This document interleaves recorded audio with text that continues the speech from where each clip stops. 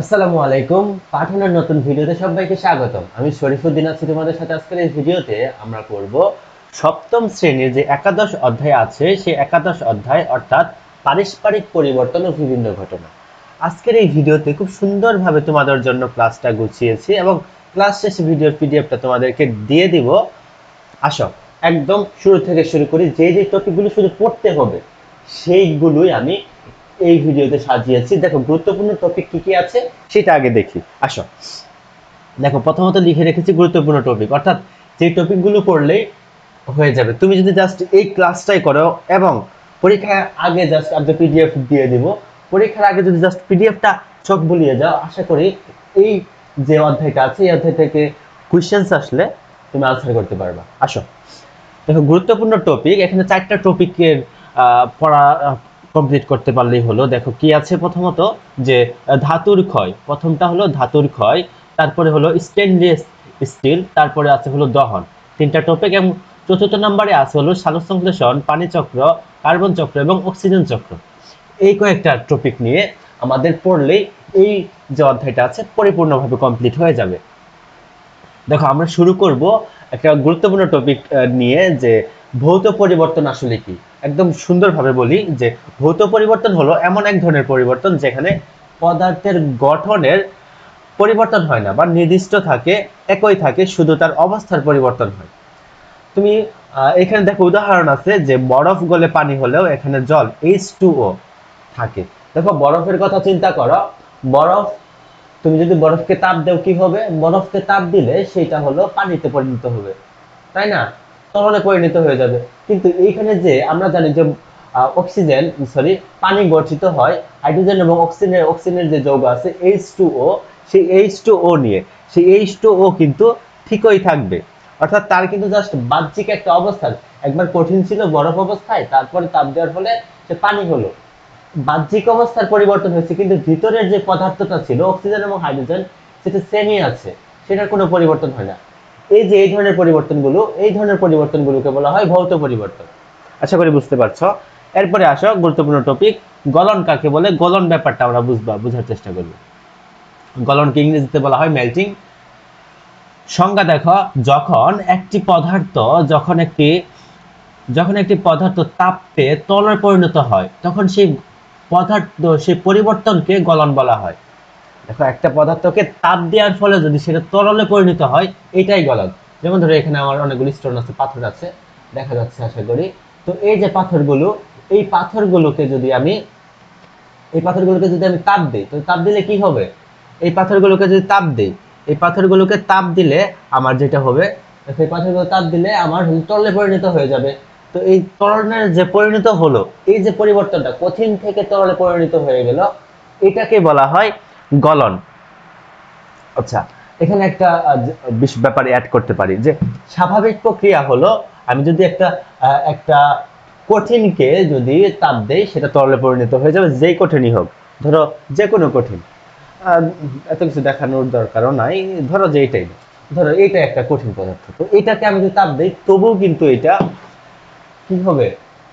তরলে পরিণত হয়ে যাবে। কিন্তু এমন কিছু পদার্থ আছে যেগুলো তরলে পরিণত না হয়ে তাপ দেওয়ার ফলে সেগুলো সরি কঠিন পদার্থকে সেটা বায়বীয় পদার্থে পরিণত হয়ে যায়, যাদেরকে উদাহী পদার্থ বলা হয়। অর্থাৎ স্বাভাবিক প্রক্রিয়া ছিল আমি যদি কঠিনকে তাপ দিই তরলে পরিণত হবে। কিন্তু কিছু পদার্থ আছে যেগুলো কঠিন পদার্থ, কিন্তু এগুলোকে তাপ দিলে সেগুলো তরলে পরিণত না হয়ে বায়বীয় পদার্থে পরিণত হয়ে যায়, এদেরকে বলা হয় উদাহী পদার্থ। যেমন নিশাদল কর্পূর এর উৎকৃষ্ট উদাহরণ। আচ্ছা আমরা পড়ায় ফিরি। তাহলে গলন আশা করি বুঝাইতে পারছি। তো এই যে গলন, দেখো এখানে গলন গলন এটা কি ভৌত পরিবর্তন নাকি? হ্যাঁ অবশ্যই ভৌত পরিবর্তন। কারণ এখানে কি হয়, কারণ হলো এখানে পদার্থের গঠন বদলায় না, পদার্থের গঠন না বদলানোর কারণে এটা হলো একটা ভৌত পরিবর্তন। তারপরে আসো হলো গলনাঙ্ক ব্যাপারটা তোমাদের বোঝা উচিত। গলনাঙ্ক ব্যাপারটা আসলে কি? গলনাঙ্ক ব্যাপার হলো যে নির্দিষ্ট তাপমাত্রায় পদার্থ গলে যায়। দেখো এই যে আমার কাছে যে পাথরের গলনাঙ্ক অনেক বেশি হবে, সেই তুলনায় যদি আমার এখানে ধরো একটা প্লাস্টিক আছে, ধরো এই যে এটা প্লাস্টিক, তো এর গলনাঙ্ক কম হবে। যে তাপমাত্রা এটা গলা শুরু করবে সেই তাপমাত্রাটাই হলো গলনাঙ্ক। তো এখানে বরফের গলনাঙ্ক দেওয়া আছে যে 0 ডিগ্রি সেলসিয়াস। তারপর আসলে স্ফুটনাঙ্ক বা বয়েলিং যাকে বলা হয়, যখন একটি তরল পদার্থকে তাপ দিয়ে গ্যাসে পরিণত করা হয় তাকে কি বলা হয়? তাকে বলা হয় স্ফুটনাঙ্ক, স্ফুটন বলা হয়। আচ্ছা, স্ফুটন বলা হয় যখন একটা তরলকে, যেমন এই যে এখানে একজন ব্যক্তি, সে হলো কেতলিতে তার পানি আছে বা চা আছে, তো সে কি করতেছে? তাপ দিতেছে। তাপ দেওয়ার ফলে দেখো এখানে, এই যে এখানে হলো কি হচ্ছে, আমি একটু বড় করি, যে গ্যাসীয় পদার্থ বের হয়ে যাচ্ছে, বের হচ্ছে। এই যে এখানে দেখা যাচ্ছে যে গ্যাস বের হচ্ছে, বায়বীয় একটা কিছু পদার্থ বের হচ্ছে। আচ্ছা, যেখানে ছিলাম, তো এই পরিবর্তনটা কেমন? এই যে স্ফুটন, এই পরিবর্তনটাও কিন্তু ভৌত পরিবর্তন, কারণ এখানে হলো গঠন বদলায় না, শুধু অবস্থার পরিবর্তন হয়। যেমন পানি এবং বাষ্প দুইটাই কিন্তু H2O। আশা করি বুঝাইতে পারছি যে এখানে যে পানি দিছিল এই ব্যক্তি, সেই পানিতে কিন্তু H2O ছিল। আবার এই যে এখানে যে বাষ্প হচ্ছে, সেই বাষ্পতে কিন্তু আমার H2O আছে। তো আমি বলতে পারি যে এখানে ভৌত পরিবর্তন হয়েছে, কারণ হলো তার ভিতরের ঘটনার পরিবর্তন হয়নি, বরং অবস্থার পরিবর্তন হয়েছে। স্ফুটন যে তাপমাত্রায় হলো ফুটতে শুরু করে সেটাই হলো স্ফুটন। যেমন এখানে পানির স্ফুটন হলো 100 ডিগ্রি সেলসিয়াস, এই তাপমাত্রায় পানি ফুটতে শুরু করে। তারপর গুরুত্বপূর্ণ টপিক দেখো, আমরা কিন্তু একটা টপিকে আসছি, একটু হলো একটু বেসিক আলোচনা ছিল। দেখো মরিচা পড়া। মরিচা পড়া হলো বাতাসের অক্সিজেন ও পানির সংস্পর্শে এক ধরনের বাদামি বর্ণের পদার্থ তৈরি হয়, এটি হলো মরিচা। অর্থাৎ পানি এবং অক্সিজেনের উপস্থিতিতে যে লোহা আছে, লোহার হলো বাদামি বর্ণ ধারণ করে, সেটা হলো মরিচা। তোমরা চিনো মরিচা? আমি কি মরিচা দেখাইতে পারি এখানে? না, আমার কাছে মরিচা দেখানোর মতো কিছুই নেই, মরিচা দেখানোর মতো কিছুই নেই আসলে, মরিচা পড়ে নাই আমার কিছু। আচ্ছা, যেখানে ছিলাম, মরিচা হলো এক ধরনের রাসায়নিক যৌগ, সেই যৌগটাকে বলা হয় ফেরিক অক্সাইড। মনে রাখবা, সারা জীবন কাজে লাগবে। কেবল তো ক্লাস 7-এ পড়ো, কিন্তু যখন আরো বড় হবা, 8 উঠবা, 9 উঠবা, 10 উঠবা, ইন্টারমিডিয়েট উঠবা, বিশ্ববিদ্যালয়ে ভর্তি পরীক্ষা দিবা, সবসময় কাজে লাগবে ফেরিক অক্সাইড। সেটার সংকেতটাও মনে রাখবা, যে রাসায়নিকটা হলো Fe2। আমি এইভাবে এখানে আরেকটু লিখে দেই, সেটা হলো Fe2O3। Fe2O3 দেখো এখানে X লেখা আছে। তো X মানে হলো নির্দিষ্ট সংখ্যক, 1 2 3 4 এরকম, মানে আমরা n বুঝি না, ন্যাচারাল নাম্বার এরকম 1 2 3 4 এরকম 5 6 এরকম যে কোনো সংখ্যা হতে পারে। তো n সংখ্যক বা x সংখ্যক পানি, তাহলে কি Fe2O3 n সংখ্যক পানি, যাকে বলা হয় ফেরিক অক্সাইড। দেখতে হলো বাদামি এবং গুড়ার মতো। প্রক্রিয়াটা কিভাবে ঘটে? এই যে দেখো এখানে একটা মরিচা পড়ছে, যে একটা পুরাতন গাড়িতে এখানে একটা মরিচা পড়ছে। আচ্ছা, দেখো কিভাবে প্রক্রিয়াটি ঘটে। যে লোহা, আমরা জানি লোহাকে বলা হয় Fe, যাকে ফেরাম বলা হয়। এর হলো যে পারমাণবিক সংকেত আছে লোহা Fe। তোমাদের কাছে প্রশ্ন থাকবে যে লোহার পারমাণবিক সংখ্যা কত, সেটা কমেন্ট বক্সে লিখে যাও, দেখি পারো কিনা। তারপর পানি, লোহার সাথে পানি যুক্ত হলো এবং অক্সিজেন। তো বিষয়টা হলো এরকম, যেমন আমি এটা একটু বড় করি। দেখো এই যে এখানে গাড়িটা পড়েছিল, যার ফলে এখানে হলো বৃষ্টি পড়ছে, আকাশ থেকে বৃষ্টি পড়ছে, এবং এইখানে যে বাইরের যে অক্সিজেন ছিল, সেই অক্সিজেন গুলো একত্রে হয়ে আমার গঠন করলো কোনটা? গঠন করলো হলো এই যে মরিচা। সেই মরিচা গঠন করলো Fe2O3, তারপরে n সংখ্যক পানি, যাকে বলা হয় ফেরিক অক্সাইড। আমার ফেরিক অক্সাইড তৈরি করলো। আচ্ছা, তারপর দেখো পরবর্তী পৃষ্ঠায় আসো, যে এটা কি ভৌত পরিবর্তন? এই যে মরিচা কি আসলে ভৌত পরিবর্তন? এখন ভৌত পরিবর্তন কিনা সেটা দেখি। যে না, ভৌত পরিবর্তন না। কেন ভৌত পরিবর্তন না? কারণ দেখো যে এখানে আগে পানি ছিল, অক্সিজেন ছিল এবং লোহা ছিল, তিনটা আলাদা আলাদা জিনিস ছিল, কিন্তু এটা পরিবর্তন হয়ে মূলত একটাতে পরিবর্তন হয়ে গেল, সেটা হলো ফেরিক অক্সাইড। তার মানে এর গঠনের পরিবর্তন হয়ে গেল। এর কারণে কিন্তু এটা একটা রাসায়নিক পরিবর্তন, ভৌত পরিবর্তন না, কারণ এখানে নতুন পদার্থ তৈরি হয়, লোহার গঠন এবং বৈশিষ্ট্য আলাদা হয়ে যায়, পাল্টে যায়, কারণ সেটা মরিচে রূপান্তর হয়ে যায়। এই পরিবর্তন পুনরুত্থানযোগ্য নয়, কারণ হলো যে মরিচা থেকে কিন্তু লোহা পাওয়া যায় না সহজে, মরিচা থেকে কিন্তু সহজে লোহা পাওয়া যায় না, লোহা থেকে মরিচা সহজে পাওয়া যায়। জাস্ট খালি তুমি ছাদে বা বাইরে হলো তুমি উফ, একটা লোহার টুকরাকে ফালাই রাখো, দেখবা যে একটু একদিন বৃষ্টি হলে 3-4 দিন পরে মরিচা পড়ে গেছে। আচ্ছা, মরিচা কেন মরিচা পড়ে না সেটা হলো স্টেনলেস স্টিলে কেন মরিচা পড়ে না আমরা সেটা দেখবো এখন। মরিচা কেন পড়ে না স্টেনলেস স্টিলে সেটা দেখবো। দেখো, স্টেনলেস স্টিলে মরিচা না পড়ার কারণ হলো ক্রোমিয়াম। সিআর বলা হয় ক্রোমিয়ামকে। সিআর আমি পারমাণবিক সংখ্যা হলো 24 পারমাণবিক সংখ্যা, যাকে বলা হয় সিআর। সিআর মানে হলো ক্রোমিয়াম। আচ্ছা, স্টেনলেস স্টিলে থাকা ক্রোমিয়াম বাতাসের অক্সিজেনের সঙ্গে সহজে বিক্রিয়া করে একটি পাতলা ও অদৃশ্য স্তর তৈরি করে, যার কারণে কিন্তু সহজে মরিচা পড়তে পারে না।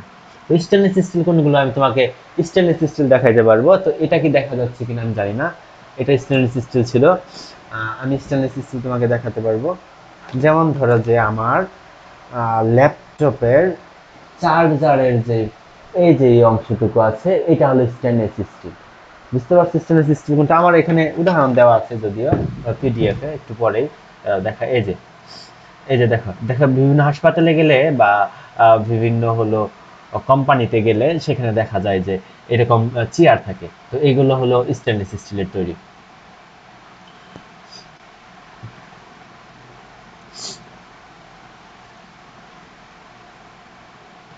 দেখো, এই যে এরকম একটা হলো কি বলা হয় যে ক্রোমিয়ামের সাথে অক্সিজেন বিক্রিয়া করে এরকম ক্রোমিয়াম অক্সাইড তৈরি করে, যে এই স্তরটা, এই ক্রোমিয়াম অক্সাইড স্তরটা বা লোহার উপর একটা ঢাল হিসেবে কাজ করে, যার পরে হলো বাতাস এবং পানির সংস্পর্শে লোহাকে আসতে বাধা দেয় এবং ফলে মরিচা পড়ে না। একে বলা হয় প্রেসিফিকেশন লেয়ার, যা নিজে থেকে নষ্ট হয় না, না হয় লোহাকে রক্ষা করে। তারপর দেখো, স্টেনলেস স্টিল হলো এক ধরনের মিশ্র ধাতু যা প্রধানত লোহা। স্টেনলেস স্টিল হলো এক ধরনের মিশ্র ধাতু যা প্রধানত লোহা এবং কি থাকে, ক্রোমিয়াম থাকে এবং কিছু ক্ষেত্রে নিকেলও থাকতে পারে এবং অল্প পরিমাণ কার্বন ডাইঅক্সাইড থাকে। এটা তোমাদের হলো মনে রাখলেই হলো যে একটা মিশ্র ধাতু, একাধিক ধাতু একসাথে মিশে স্টেনলেস স্টিল তৈরি করে। আচ্ছা, পরবর্তী পৃষ্ঠায় আসো। তার পরবর্তী অংশটুকু হলো গ্যালভানাইজিং। আমি একটু পানি খেয়ে নেই।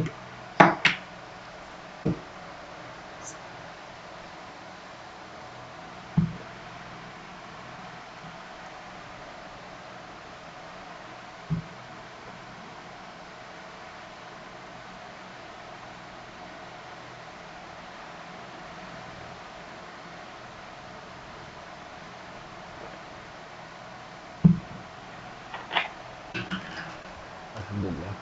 আসো, এখন আমরা দেখবো হলো গ্যালভানাইজিং। গ্যালভানাইজিং নাইজিং হলো লোহার উপর একটি পাতলা স্তর। গ্যালভানাইজিং হলো লোহার উপরে একটা পাতলা জিঙ্কের স্তর। তাহলে গ্যালভানাইজিং হলো একটা জিঙ্কের স্তর,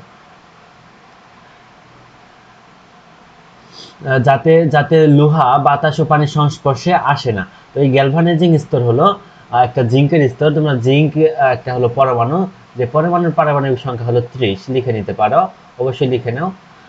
এখন থেকে যদি কিছু কিছু পারমাণবিক সংখ্যা শিখে ফেলো খুবই কাজে আসবে পরবর্তীতে। কিভাবে কাজ করে? দস্তা নিজে মরিচা পড়ে গেলেও লোহার উপরে সুরক্ষা কবচের মতো কাজ করে। অর্থাৎ যে গ্যালভানিজম, এই দস্তার স্তর যদি কোনোভাবে মরিচা পড়ে যায়, তাহলে ভিতরে যেই লোহার স্তরটা আছে সেটা কিন্তু রক্ষা পায়, তার মানে লোহার কিন্তু ক্ষতি হয় না। আমরা এখন পড়তেছি হলো মূলত যে কিভাবে মরিচাকে রোধ করা যায় সেগুলি কিন্তু আমরা পড়তেছি। তারপর দেখো পেইন্টিং। পেইন্টিং মানে কি? পেইন্ট মানে হলো রং করা। তো ধাতুর উপর রং বা পেইন্ট দিয়ে আবরণ তৈরি করা হয়। এটি সাধারণত পানির সংস্পর্শ রোধ করে। কিভাবে কাজ করে?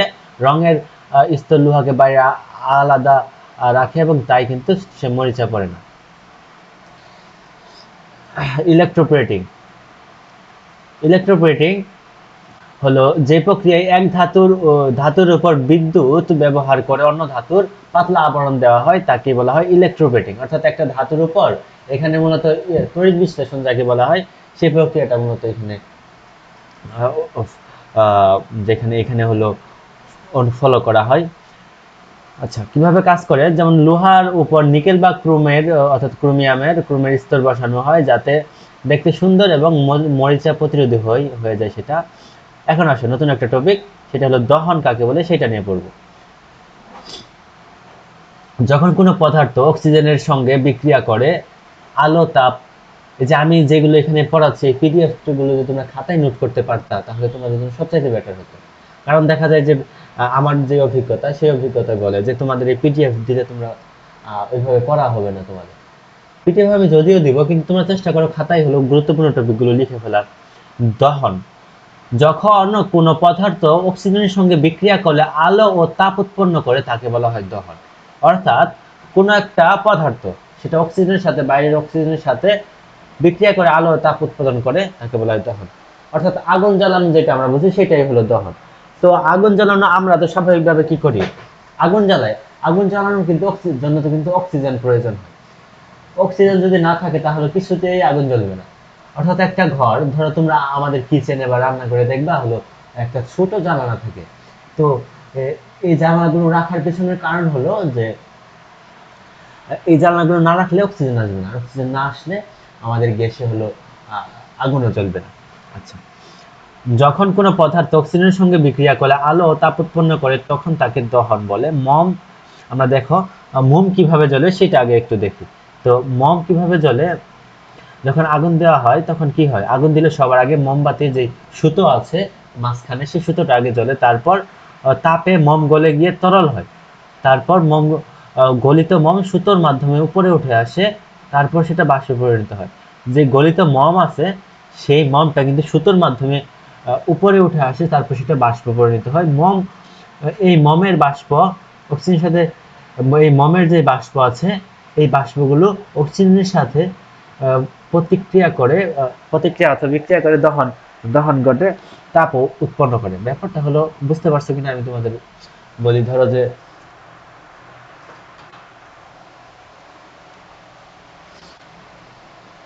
ধরো এটা মম, তো মমের আমাদের যে সাদা কি থাকে সেই সুতোটা থাকে সেটাকে আগুন জ্বালানোর পর সেই তাপে এই যে চারপাশে যে সাদা সাদা অংশগুলো থাকে সেগুলো হলো তরলে পরিণত হয়।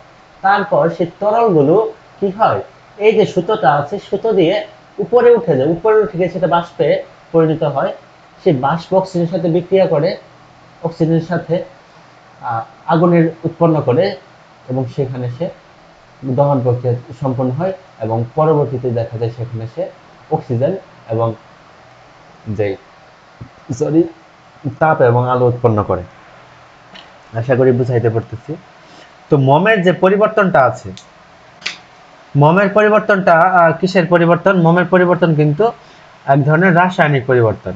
তো এই যে এখানে কিন্তু এই যে আমি একটা মোমের ছবি দিছিলাম, কিন্তু মোমের পরিবর্তনটা কিন্তু রাসায়নিক পরিবর্তন, মনে রাখো মোমের পরিবর্তন কিন্তু রাসায়নিক পরিবর্তন।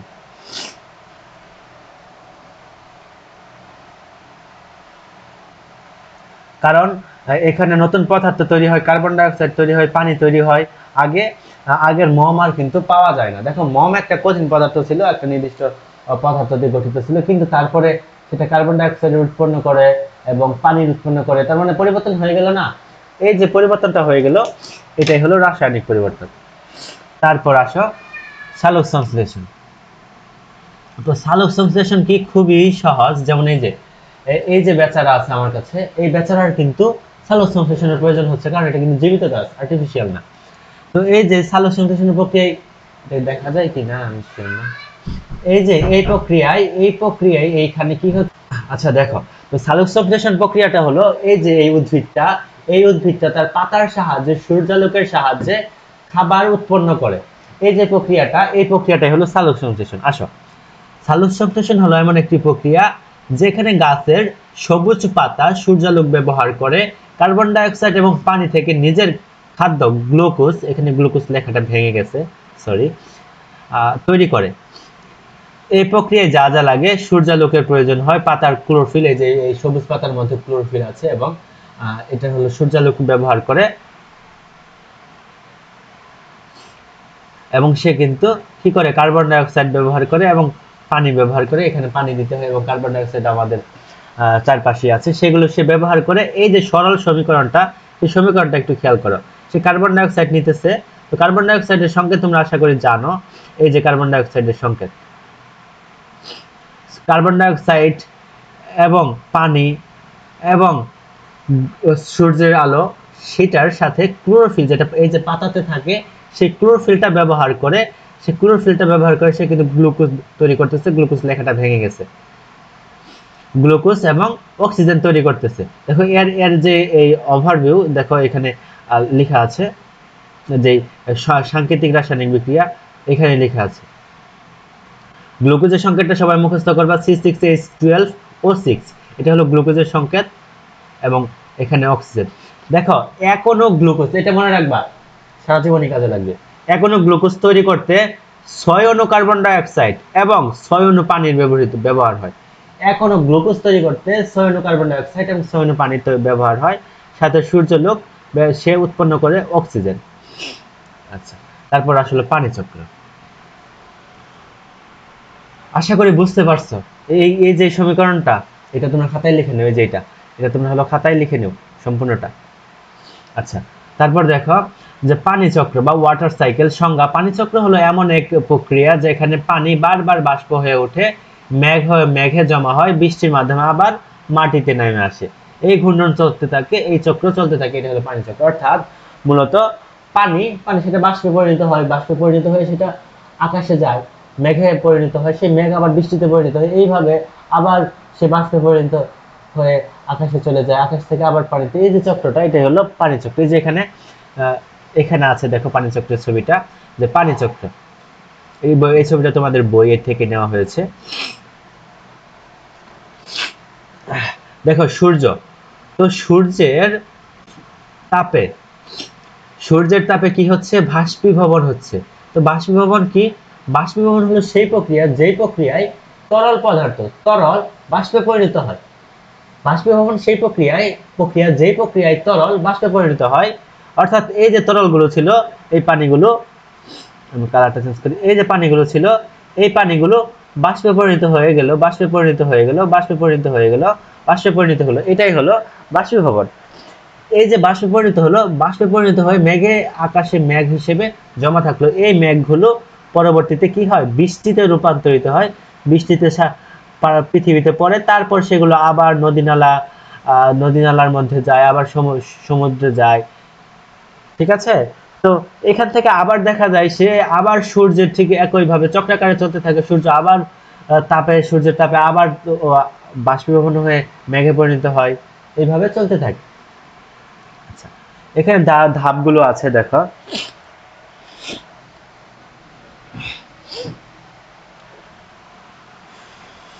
পানি চক্রের ধাপগুলো: বাষ্পীভবন, সূর্যের তাপে পুকুর, সাগরের পানি গরম হয়ে বাষ্পীভবন হয়, সেটা হলো বাষ্পে পরিণত হয়, এটা হলো বাষ্পীভবন।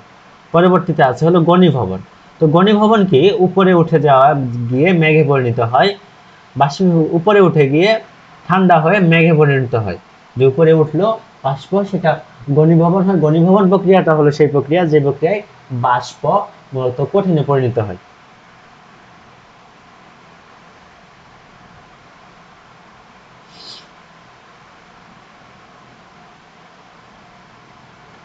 বৃষ্টিপাত: মেঘ ভারী হলে পানি ফুটা আকারে বৃষ্টি হয়ে মাটিতে নামে, কখনো তুষার বা শিলাবৃষ্টি হয়। আচ্ছা, তারপর কঠিনীভবন: ঠান্ডা বরফ কঠিন হয়ে আবার কঠিনীভবন, আবার গলে গিয়ে গলন হয়। অর্থাৎ পানি যেটা বরফ হয়, ঠান্ডা পানি বরফ হয়, এটা হলো কঠিনীভবন, আর গলন হলো সেই পানি আবার গলে যায়, সেটা হলো গলন। তারপর আসে হলো কার্বন চক্র। কার্বন চক্র হলো প্রকৃতির মধ্যে কার্বনের ঘোরাফেরা চলা। আর তোমরা হয়তো বা পানি চক্র, সালোকসংশ্লেষণ এগুলো নাম চলে জেনে থাকবে, কিন্তু কার্বন চক্র নতুন মনে হতে পারে। কিন্তু দেখো আমার এই চারপাশে যা কিছু আছে সবকিছুতে কার্বন আছে। এটাতে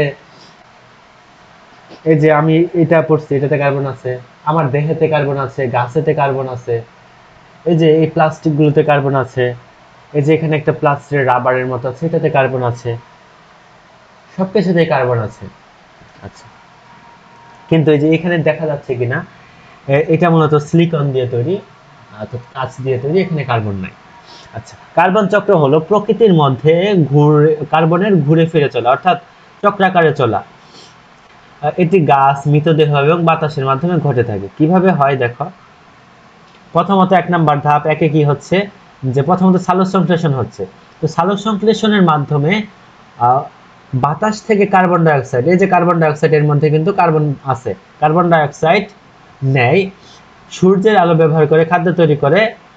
কার্বন ডাই অক্সাইড খাদ্যের গ্লুকোজে চলে যায়, কিন্তু কার্বন ডাই অক্সাইড খাদ্যের গ্লুকোজে চলে যায়, কারণ আমরা জানি যে গ্লুকোজের সংকেত কি ছিল, আমরা জানি যে গ্লুকোজের সংকেত ছিল C6H12O6। আমি আবার এখানে লিখি C6H12O6, এটা হলো, সরি, এটা হলো মূলত গ্লুকোজের সংকেত। তো গ্লুকোজের সংকেত, এখানেও কার্বন আছে। তারপর দেখো শ্বসন। তো শ্বসন হলো মানুষ এবং প্রাণীর শ্বাস প্রশ্বাসে কার্বন ডাই অক্সাইড ছাড়ে, এবং আমরা গাছ রাতের শ্বসনের সময় কার্বন ডাই অক্সাইড দিই। তোমরা কি এটা জানো যে আমরা সবাই জানি যে গাছ অক্সিজেন নেই, হ্যাঁ সরি, গাছ কার্বন ডাই অক্সাইড নেই এবং অক্সিজেন ছাড়ে, কিন্তু তোমরা কি জানো গাছ অক্সিজেন নিয়ে এবং কার্বন ডাই অক্সাইড ছাড়ে, সেটা হলো শ্বসন প্রক্রিয়া, শ্বসন প্রক্রিয়ার মধ্যে। আচ্ছা, তারপর দেখো পচন। গাছ প্রাণী মারা গেলে, পচে গেলে সেই থেকে কার্বন বের হয় এবং মাটিতে মিশে যায়, এবং সে মিশে যাওয়ার পর সেটা আবার হলো আমাদের দেহেতে চলে আসে, কারণ সেখান থেকে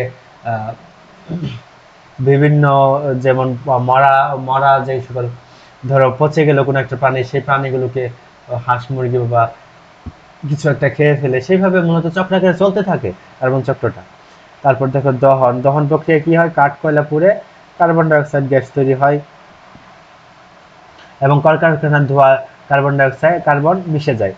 কার্বন চক্রের একটা সারাংশ দেখো, গাছ কার্বন ডাই অক্সাইড নেয়, গাছ থেকে কার্বন ডাই অক্সাইড নেয়, এবং পানি কার্বন ডাই অক্সাইড ছাড়ে, মৃতদেহ কার্বন ডাই অক্সাইড দেয়, আবার জ্বালানি থেকে কার্বন ডাই অক্সাইড বের হয়, আবার গাছ নেয়। এইভাবে মূলত কার্বন চক্রটা ঘুরতে থাকে, এইভাবে কার্বন চক্র ক্রমান্বয়ে চলতে থাকে। এখন আসে অক্সিজেন চক্র। আমরা কিন্তু ভিডিওর একদমই শেষ পর্যায়ে চলে আসছি। অক্সিজেন চক্র। অক্সিজেন চক্র হলো প্রকৃতির ভেতরে অক্সিজেন তৈরি হওয়া, ব্যবহার এবং পুনরায় মুক্ত হওয়ার প্রক্রিয়া। অক্সিজেন চক্রে অক্সিজেন গাছ, প্রাণী, মানুষ ও প্রকৃতির ভিতর ঘুরে ঘুরে চলে। এই চক্রে কি হয়, গাছ হলো অক্সিজেন দেয়, প্রাণী অক্সিজেন নেয়, কার্বন ডাই অক্সাইড দেয়। তো গাছ হলো অক্সিজেন দেয় আমরা জানি, প্রাণী সেটা হলো অক্সিজেন নেয়, আবার গাছ অক্সিজেন, আবার হলো গাছ কার্বন ডাই অক্সাইড নেয়, আবার অক্সিজেন দেয়, এভাবে চলতে থাকে। আচ্ছা, আমি মূল কথাটা বলি। যেমন ধরো আমার আমার রুমে বেশ কয়েকটা গাছ আছে, তো এই গাছগুলো যেটা করে যে আমার হলো একটা ঘরের ভিতরে একটা অক্সিজেনের যোগান দেয়, ব্যাপারটা এরকম। তো আমি অক্সিজেন চক্রটা তোমাদেরকে বুঝাই যে কি হচ্ছে। যেমন ধরো এই গাছ, হ্যাঁ, এই গাছ কি করতেছে, কার্বন ডাই অক্সাইড নিতেছে, যেটা হলো আমি কি করতেছি, নিঃশ্বাসের মাধ্যমে ত্যাগ করতেছি। যেমন নিঃশ্বাসের মাধ্যমে ত্যাগ করলাম, এই যে কার্বন ডাই অক্সাইড সে নিল, সে নিয়ে সে আমাকে অক্সিজেনটা দিল, আমি অক্সিজেন নিলাম, এই যে এইভাবে চক্রাকারে চলতে থাকে, এটাই মূলত অক্সিজেন চক্র। আশা করি বুঝাইতে পারতেছি, কারণ আমার কাছে গাছ ছিল। আচ্ছা, এখানে সংক্ষেপে টেবিল আকারে দেওয়া আছে, টেবিলটা তোমরা হলো দেখে নিও। তারপর দেখো শিলা কি। শিলা মানে হচ্ছে মাটি ও পাহাড়ের মতো শক্ত জিনিস যা পৃথিবীর উপরিভাগে তৈরি হয়। তো মাটি বা পাহাড়ের মতো যে শক্ত জিনিস, সেগুলোই হলো শিলা। তো শিলার কয়েকটা প্রকারভেদ আছে। 1 নম্বর দেখো আগ্নেয় শিলা, যেভাবে গঠিত হয়, মাটির নিচে আগুনের মতো গলিত পাথর থাকে, যাকে বলা হয় ম্যাগমা। এই যে এগুলো এগুলো হলো উপরে উঠে আসে, ঠান্ডা হয়ে গলে গেলে অগ্নেয় শিলার উৎপন্ন হয়। আমরা জানি যে অগ্নেয়গিরি আছে, সেই অগ্নেয়গিরি থেকে যে লার্ভাগুলো আসে, সেই লার্ভাগুলো থেকে মূলত অগ্নেয় শিলা তৈরি হয়। উদাহরণ এখানে আছে, উদাহরণ যদি এটা একটু নিচে চলে গেছে, এখানে গ্রানাইট ছিল, গ্রানাইট আমি এখানে একটু লিখে দেই, গ্রানাইট, গ্রানাইট, এখানে গ্রানাইট ছিল। আচ্ছা, তারপর দেখো পাললিক শিলা। তো এই যে এখানে আছে হলো পাললিক শিলার উদাহরণ আমি দেওয়ার চেষ্টা করেছি। পাললিক শিলা হলো এই যে এগুলো দেখে নাও, যেভাবে গঠিত হয় পানি, বাতাস এবং পাথর ভেঙে ছোট ছোট কণা জমা হয় নদী ও সমুদ্রে, অনেক বছর পর সেগুলো চাপ খেয়ে শক্ত পাললিক শিলায় তৈরি হয়, যেমন চুনা পাথর বা বালুকা পাথর এবং শিলাজ। তো ব্যাপারটা হলো এরকম ছোট ছোট টুকরো, যেমন ধরো এখানে এইখানে ধরো অনেকগুলো টুকরো আছে। তো এই টুকরোগুলো, এই ধরো এখানে অনেকগুলো পাথর দেখা যাচ্ছে, এটা কিনা অনেকগুলো পাথরের টুকরা আছে। হ্যাঁ, এই পাথরের টুকরাগুলো যদি অনেক বেশি চাপের ফলে একসাথে লেগে গিয়ে যে পাথর যে হলো পাললিক যে শিলাটা তৈরি হবে, সেটাই হলো আমার পাললিক শিলা। তারপর দেখো রূপান্তরিত শিলা। তো রূপান্তরিত শিলা যেভাবে গঠিত হয়, আগের যে কোনো শিলা যদি প্রচন্ড তাপ ও চাপ পায় তখন তা গঠন বদলে যায়, তখন সেটি রূপান্তরিত শিলায় পরিণত হয়। এখানে একটা উদাহরণ দেওয়া আছে, মার্বেল এবং নাইস হলো রূপান্তরিত শিলার উদাহরণ। অর্থাৎ রূপান্তর হবে আগের শিলাগুলো থেকে পরিবর্তন হয়ে যে ধরনের শিলা তৈরি হয় সেগুলো হলো রূপান্তরিত শিলা। এখানে একটা টেবিল দেওয়া আছে, তোমার টেবিলটা দেখে নাও। এখানে সহজে বলা আছে যে অগ্নেয় শিলা কিভাবে তৈরি হয়, ম্যাগমা ঠান্ডা হয়ে তৈরি হয়, উদাহরণ গ্রানাইট এবং ব্যাসাল্ট। পাললিক শিলা পাথরের কণা জমে শক্ত হয়, চুনা পাথর এবং শিলাজ। রূপান্তরিত শিলা আগের শিলা থেকে তাপে বদলে তৈরি হয়, মার্বেল এবং নাইস। আচ্ছা, ক্লাসটা শেষ হলো। এখানে আমার পরিচয় লেখা আছে, ছোট পরিচয়। আমার নাম শরীফুদ্দিন, পড়াশোনা করছি সফটওয়্যার ইঞ্জিনিয়ারিং নিয়ে গাজীপুর ডিজিটাল ইউনিভার্সিটিতে। তো এই পর্যন্ত এই ক্লাসটা রাখতে চাচ্ছি। সবাইকে অনুরোধ করব, আমাদের ফেসবুক গ্রুপ আছে একটা, সেটাতে সবাই জয়েন হয়ে যাও। তোমাদের যত সমস্যা আছে আমাদেরকে জানাতে পারো, আমরা চেষ্টা করতেছি তোমাদের হলো ক্লাসগুলো সুন্দরভাবে কমপ্লিট করার।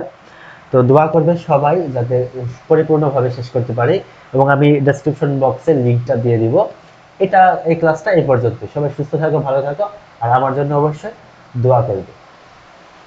শেষ হয়েছে, তোমাদেরকে দেখার জন্য ধন্যবাদ। আমি তোমাদেরকে দুইটা পরামর্শ দিব। আমি দুইটা বই পড়তেছি, তো তোমাদেরকে একটু পরামর্শ দিব। দেখো, একটা বইটার নাম হলো আর রাহিকুল মাকতুম, লিখেছেন আল্লামা শফিউর রহমান মুবারকপুরী। তোমাদেরকে বলবো যে এই বইটা পড়ার জন্য, কারণ এই বইটাতে হুজুর সাল্লাল্লাহু আলাইহি সাল্লামের পূর্ণাঙ্গ জীবনী আছে।